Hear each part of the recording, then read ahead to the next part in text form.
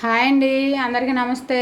ఈరోజు వీడియో వచ్చేసి దోసకాయని తయారు చేశానండి. మనకి ఫంక్షన్లో వేస్తూ ఉంటారు, మనం ఇంటి దగ్గర కూడా తయారు చేసుకోవచ్చు. ఈ దోసకాయలు ఎప్పుడు కూడా మనకి దొరుకుతూనే ఉంటాయి, కాలంతో పని లేదండి. మరి దోసకాయని ఎలా తయారు చేసుకోవాలో వీడియోలో చూద్దాము. వీడియోలోకి వెళ్ళే ముందు మా వీడియోకి లైక్ చేయండి, మా ఛానల్ సబ్స్క్రైబ్ చేసుకోండి. మరి ఇంకా లేట్ చేయకుండా ఈ దోసకాయ ఎలా తయారు చేసుకోవాలో వీడియోలోకి వెళ్ళి చూసేద్దామండి.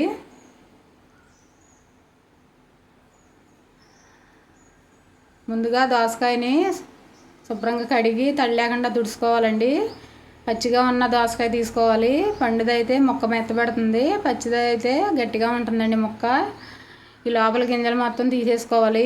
సేదు చూసుకోవాలండి, దోసకాయలు సేదు ఉంటాయి కదా, సేదు చూసుకుని ఇలాగ చిన్న ముక్కల కింద కట్ చేసుకోవాలి.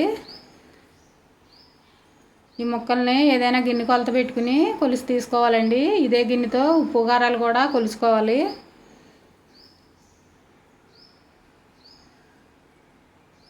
ఈ గిన్నెతో 2 గిన్నెలు దోస ముక్కలు అయినాయండి. ఈ ముక్కల్ని పక్కన పెట్టేసి ఆవాలు మెంతులు పొడి చేద్దామండి.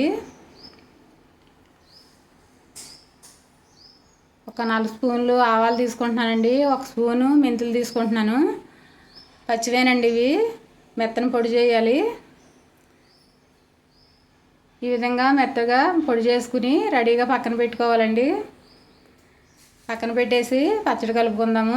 ఏ గిన్నెతో అయితే మనం దోస ముక్కలు తీసుకున్నామో అదే గిన్నెతో ఒక అరగిన్ని కారం వేసుకోవాలి, ఒక పావు గిన్నె ఉప్పు వేసుకోవాలండి. అలాగే ముందుగా ఆవాలు మెంతులు పొడి చేసాం కదండి, అది కూడా పావు గిన్నె అయింది, అది కూడా వేసేస్తున్నాను. ఒక 10-15 ఎల్లుల్లిపాయ రెబ్బల్ని పొట్టు తీసేసుకోవాలి. ఒక పావు స్పూను ఇంగు వేసుకోవాలండి. ఇంగు వేసుకుంటే దోస పచ్చళ్ళలో బాగుంటుందండి. అలాగే ఒక పావు స్పూను పసుపు వేసుకోవాలి. ఇవన్నీ వేసిన తర్వాత ముక్కలకు పట్టేటట్టుగా మంచిగా కలుపుకోవాలి.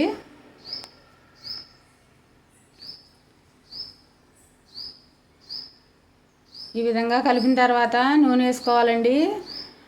ఏ గిన్నెతో అయితే మనం ముక్కలు తీసుకున్నామో అదే గిన్నెతో కొంచెం వెలుతుగా వేరుశెనగ నూనె తీసుకుంటున్నాను. ఈ నూనె వేసేసి మంచిగా కలుపుకోవాలి.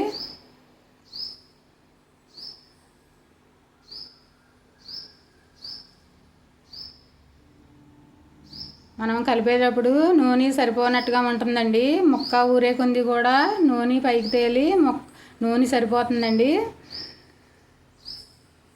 ఈ విధంగా కలుపుకుని నిమ్మరసాన్ని వేసుకోవాలి. ఒక 2 నిమ్మకాయలని రసం తీసి వేస్తున్నానండి. ఒకవేళ నిమ్మరసం సరిపోకపోతే మళ్ళీ మనం వేసుకోవచ్చండి. నిమ్మరసం వేసిన తర్వాత ఒకసారి కలిపేసుకుంటే దోస పచ్చడి రెడీ అయిపోయినట్లే. ఈ పచ్చడి 2-3 నెలలు నిల్వ ఉంటుందండి ఫ్రిడ్జ్లో పెట్టుకుంటే. ఈ వీడియో కనుక మీకు నచ్చినట్లయితే లైక్ చేయండి, షేర్ చేయండి, మా ఛానల్ సబ్స్క్రైబ్ చేసుకోండి. మరొక మంచి వీడియోతో మళ్ళీ కలుద్దాం.